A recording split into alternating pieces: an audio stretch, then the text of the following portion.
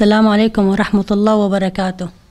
والله بين صالمة أم السوري هاتنا بجاكست يعني أم هاتنا وزارو كما الحبسي أفساس صالي والحبسي نهايك عمري بو شش وبيسو شار بيجا أم هاتنا فر بيجا أم تشنج بو ياردمت بيجن أم نادنا واتشما ونهردوكا تشما زاروكي ونينا جو يعني تشما زاروكي بتشوكونينا أم تشونا هلال أحمر ندانما تبيجن والرفض والنينا جورا أم تشنا إيه دعم الحياة جارك دجارة دانما هناك أرزاق دانما ونمت دانما بيجا يعني أم تشنا كورفيج بيجن تشما زاروكي ونينا أم نادنا جبولو أزو في إسلام تاني جارنا شغله وجارنا ناشغل إسلامي من أفصالك وين هاد شغله الحمد لله بس أفين صالمة يعني ولا أمانة تشتك كس يعني تشتك يعني نادنا ما عم شبكن الفرك وكسي مانينا وزاروكي ما هردو الحبسي وزلامي من جيوي تيشي زلامي مسقطة نكاري قال كي بمشي كريامة جي دصدو بينجي وجيلانة جي صدو هناك جارنا درت يعني جارنا تي وآفاما سي جارنا تي وجارنا بيستو حشتي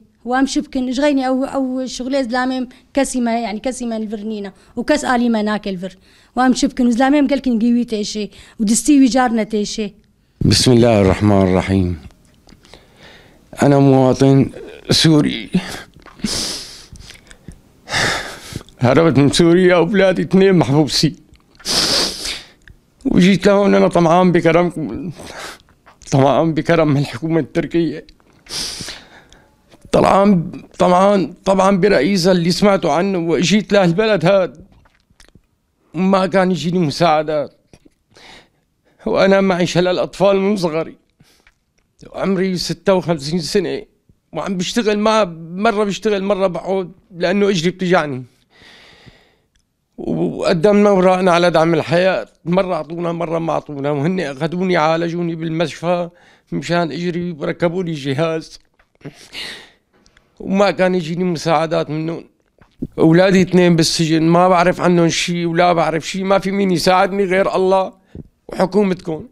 أنا بطلب من السيد يلي أبو قلب كبير السيد رجب طيب أردوغان إنه يلاقي حل لمشكلتي. صعب الشغل إجري عم تجعني وياردم ما بيعطوني أرزاق يعني مساعدات ما حدا عم يساعدني ومالي حدا يساعدني. أولادي 2 معتقلين وأنا كمان كنت معتقل ولا بعرف عن أولادي شيء ولا في مين يساعدني. وأنا يعني اللي بيحس بقلبي إنه منظمة دعم الحياة اللي كانت عم تعمل ورحنا وسجلنا وأخذوني هن بإيدهم عملوا لي جهاز وأخذوني على البولجي وعاينوني وفحصوني وهي ورغم هالشي ما عطوني مساعدة بالمرة. شو السبب ما عرفت. ونحن كشعب سوري أنا بالنسبة لإلي كمواطن سوري كتير بتشكر السيد أردوغان لقلبه وطيبته وحنانه اللي قدمه للسوريين كافة مو بس لإلي. يعني صحيح أنا ما عم بشتغل ما عم يجيني مساعدات هي بس بكفي إنه احتضننا ببلده ودار باله علينا ببلده واللي شفناه بتركيا ومن شعب تركيا ومن السيد رجب طيب أردوغان ما شفناه من أي زعيم بهالكون. صراحة بحكي ما عم بكذب.